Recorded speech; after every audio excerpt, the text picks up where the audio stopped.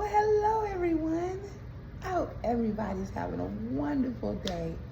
First, let me say welcome to my channel, Empowering a New Chapter in My Life.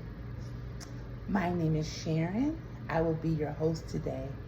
And I wanted to talk to you today about me surviving cancer and how it changed my life, and maybe my testimony can change someone's too.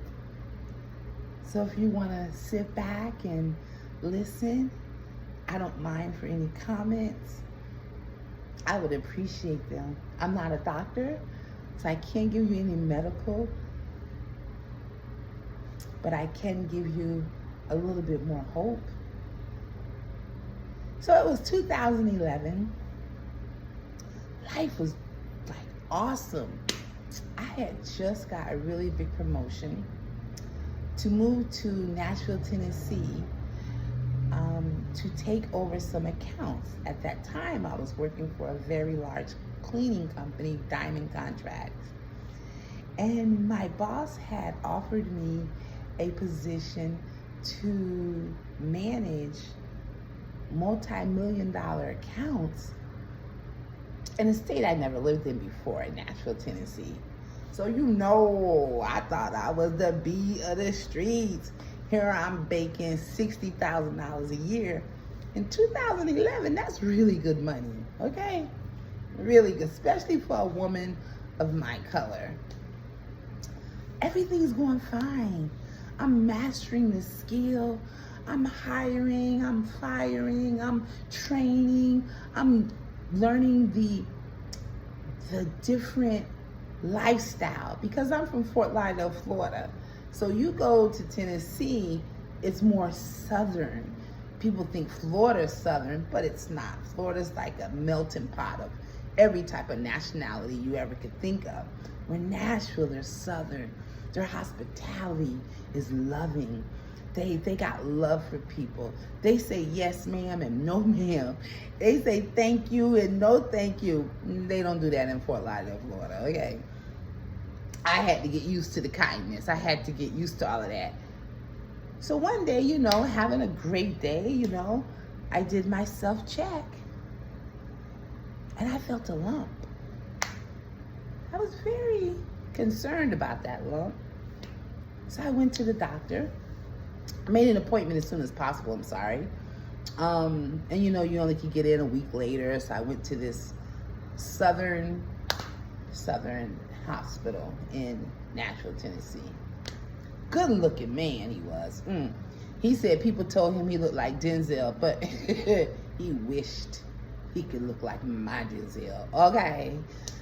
He was good looking, but he was not Denzel and could never be. But anyway, he said, "Oh, Miss Cooper, no problem. It's not cancer. It's just a little cyst. You have nothing to worry about." So I went back home, made an appointment so they could drain the cyst that he said that it was. Went back a week later, they got a needle, they drained it. Kind of looked like, when you get burnt at the stove, grease burn, and the grease burn leaves that big bubble on there, and you see the bubble and it looked like it's full of liquid. That's how it looked. But you could touch it, but it just felt liquid, if I'm saying the word right. And if I'm not, oh well, you know what I mean. So anyway, I went back and they drained it. Maybe 4 days later, maybe 3, came right back. Not bigger, same exact way. Had a little redness to it this time, but it came right back. I got a little concerned, so I called the doctor back and doctor, blah, blah. This just came back again. No worry, just probably had a lot of fluids. We didn't get it all out. I'll make your appointment, come in, blah, blah, this day. And we're gonna get a sonogram on it this time. And we're gonna drain it. We're gonna make sure that, everything is okay. Oh, I was so happy. I'm like, yes, everything's going to be okay. But God in the universe, He works in mysterious ways. Sometimes you don't even know it's working in your favor. That's why you got to keep your heart humble and keep God in your spirit. So I had to go to this county. It was way out in a rural area. Probably more cows lived there than anything. I had to try to find a cleaner for this particular area. Normally what I would do is I would go to the churches, or I would go to the laundromats, or even the thrift stores. You can find someone who probably on a fixed income, and that little extra bit money working is a good thing. It's a blessing. So while I was at the account doing a little tour, seeing what they needed clean, what type of supplies that I would have to get, my own managerial time, there was this lady in a cubicle, and well, she had all these pink ribbons all over her cubicle. So I went to the lady and I'm like, excuse me, do you have cancer? She says, yes, I have breast cancer. I said, that's beautiful the way you're celebrating it with the ribbon. She goes, yeah, I'm almost finished with chemo and my job decided to decorate my cubicle. I said, well, can I ask you something personal? She said, yeah. I said, I have a lump right here. And I explained to her what I told you earlier and what the doctors had said to me. And I said, you mind looking at it? She said, oh, I don't mind. So we went into the bathroom, total stranger lady, different race and everything. But God, that don't matter with God. So I love everybody. You know what I'm saying? So we went into the bathroom and I showed it to her because we're both women. And she said, you make an appointment immediately with a surgeon. She said, you know what, better yet, do it right now. So I got on the phone and I called that doctor, the one who thought he looked like Denzel Washington. And I told him the way I felt. He wasn't nice this time. He's like, well, Miss Cooper, if you're going to be such a baby, I've already told you it wasn't cancer.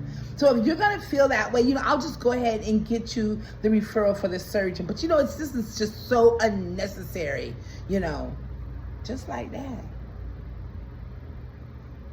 I was like, well, thank you for getting me the surgeon. Appreciate it. And next week, I went to see the surgeon, and he checked it, and they had already did remember the other thing to it, where they look at it through the sonogram, whatever it was. And he said, well, we're going to drain it first, and we'll go from there. So he drained it. And then I said, I want a biopsy, sir. I don't care about this draining you're doing. Let's see what's going on with me. You know what I'm saying? I need to know. Being positive like I am always, like I always have been. So we had the surgery. And, once you come out of it, I can remember being like this, dizzy and everything, And he came out and he said, I'm really sorry, but it is cancer. And he said, you're at stage 4. And he goes, and I'm sorry. I go, oh, it's okay. And people don't believe this response, but I promise you exactly what I said was, so does that mean I'm gonna be skinny now? So I'm gonna lose all this weight? The doctor looked at me, he said, ma'am, did you hear what I just told you? I heard you. I heard what you said. But you didn't answer my question. He goes, I'm gonna let you get some rest, Miss Cooper, because I know this is a lot to take. I didn't cry. No. I didn't tell no one at first, but one, my sister, told her. She was my rock. Mom had already died. And I told Kenya, one of my BFFs. I have a couple. And I'm like, I'm going to talk to God. And I talked to God. But I didn't cry. And just recently, what made me do this platform today was a friend of mine was just diagnosed, and she asked me a question, were you scared?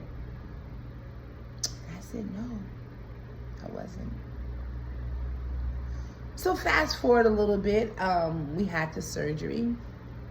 And, they removed parts of the breast, maybe about a lumpsumption of 30% of it. But I was blessed with big ones, so, that's a blessing. I had 19 weeks of chemo. The ones out there who just got diagnosed. How's chemo? If you have a good doctor, you have a doctor that loves you and loves his job and explains chemo to you from A to Z, you'll be fine. But that first hospital, Southern, they call it in Nashville, Southern Kills. That's what they call it. Southern Kills. And I really believe that oncologist tried to kill me. He never called me Sharon. He called me the Black African girl. I'm not lying to you. And my first treatment was a circle in a circle. And everybody there had different types of cancer. But we're all being treated with one nurse. Probably was 8 or 9 of us in that circle. And I had long dreadlocks. My dreadlocks probably were right down in here, beautiful. And I kept them very pretty. And that night I was so sick. Both ways. I just was throwing it up there. It just was terrible. In pain, the shivers, the shit. Whatever you saw on TV, that first chemotherapy, I had that. But I didn't cry. And I was in Nashville by myself. My family was in Florida. So I drove myself to chemo, and I drove myself home from chemo. Because I had no family, and this was a new position, as I told you earlier in the thing. So all these people were my employees. But God had a plan, because he sent me angels. My employees were my angels. They looked out, Miss Sharon, we got you. Miss Sharon, what you need? I went to chemo, and 2 days later, I went to work. But I had a strong foundation. When you're good to people, and you humble, and you treat people good, gotta make sure you're okay. Cancer ain't no curse. It's just something that happens. I can't explain it. It breaks my heart when people say, oh, that person shouldn't have did this, or if they wasn't doing that, they wouldn't have. Come on, you don't know. The Bible speaks of all types of things you're gonna go through. And if you don't go through it, how are you gonna be a testimony for someone else? Praise God. So anyway, after that hospital, I got sick, and I was so sick. I woke up, I had no energy. I called the hospital, my oncologist, and I said, I gotta come in. I'm not feeling good, I feel real bad.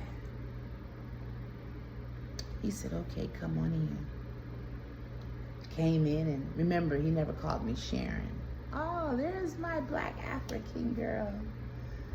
I ain't like that, right?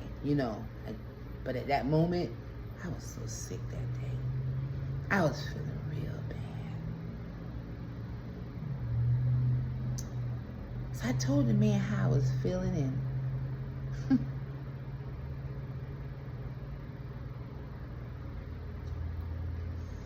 and I told him how I was feeling, and he listened, but he didn't listen, y'all. He said, those are just the symptoms. having cancer.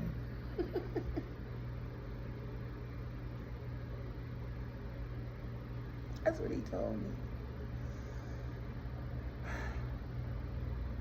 So he sent me home with 90 pills of Oxycontin.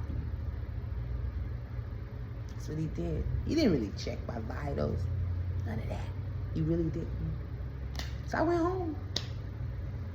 But God said, don't you take them pills. I don't know why. So I laid on the bed. My son was in the room. He did come from Florida to be with his mama. Praise God, he did. A grown man, but he came to make sure his mama was all right. But it was too much for his crybaby, but he couldn't handle it. So I'm in the bedroom and I'm throwing up on one end still, and every time I took a sip of water, I threw up. Sip of water. That went on all night. The following day was my actual real appointment. I had a rough night. I don't think I probably got maybe 2 hours sleep. But I didn't cry. I don't know where the strength came from. So I went to the doctor. Again, remember, I drove myself there and I drove myself home. And she went to check my vitals. Now, you have a port, you know, you see that right there? It ain't in there now, but that's, again, cancer was new to me, so I ain't know nothing. This is what they supposed to use to get your blood, and, you know, that's what they use. But she was trying to go through my veins. Again, I had the port. But again, this hospital was named Southern Kills, you know. So she said, I can't get, you have no vital signs. She said, how did you get here today? I said, I drove. She said, there's no way you could have drove. I go, what you mean, ain't I'm here? You know, I was getting a little mad. I wasn't feeling good too. She said, you're totally dehydrated. You have no fluids in your body, none. I'm gonna get you an IV, okay? She was nice. I think I was on that IV, y'all, for about 2.5 hours. I mean, I had no fluids from all that throwing up and diarrhea for 2 days. But remember, I saw that doctor yesterday, and I told you he didn't take my vitals. Southern Kills. That's why they call it the hospital. So, honey, let me tell you what I did. I got better. As soon as she took that IV off, you know, I made my appointment for the next time, chemo. But y'all know I wasn't going back to that hospital. And Mom ain't raised no fool. I ran. I could have ran, but I drove as fast as the law would allow me to Vanderbilt Hospital, where I wanted to get my treatments from the beginning. And I went to that front desk and I said, I demand to speak to a doctor. I said, I come here before and you guys denied me. You wouldn't let me get my cancer treatments here. I got good insurance. Showed them a card, you know, and most of my everything's paid up. I need to be here. I want to live. And I was loud, y'all. Hey, look, 954 came out of me, big time. And calm down, man. No, I'm not gonna be calm, okay? I'm tired of being calm. I'm tired of, you know, being the black girl. I'm a person who has cancer, stage 4. I probably don't have much time, but at least let me get the right treatment. So they told me to go sit down in the lobby. I probably sat there, y'all, about 2 hours, but I didn't care. I'd have closed it down, okay? Finally, the doctor came out. Well, the lady called me. And the doctor, oh my God, praise God. She was so nice. And she talked to me, she explained to me why they wouldn't let me come near. Some rule they had is that's where you had to have your actual mammogram and, you know, to start the phases and blah, blah, blah. Ooh, Y'all know I wasn't even hearing that because I can't remember the conversation hardly. And she said, okay, we'll take you in as a patient. And after they ran the test and I gave her all my information of what I was at the Southern Kills, which the name of the hospital is Southern Hills, but it's Southern Kills. And I looked around at all those people. They looked healthy. Their faces were colorful, not like at Southern Kills. Everybody was white as snow. And the blacks, the African Americans like me, looked ashy. We all looked like we was about to die. Yeah. But God has something better for me. Well, that's all for now. I'm waiting on the comments and the likes and everything that you have. And I just want to say I'm glad that I shared it with you. And I hope that this helps someone and maybe get a new friend and we can talk about it. Thanks, guys, for listening. Bye.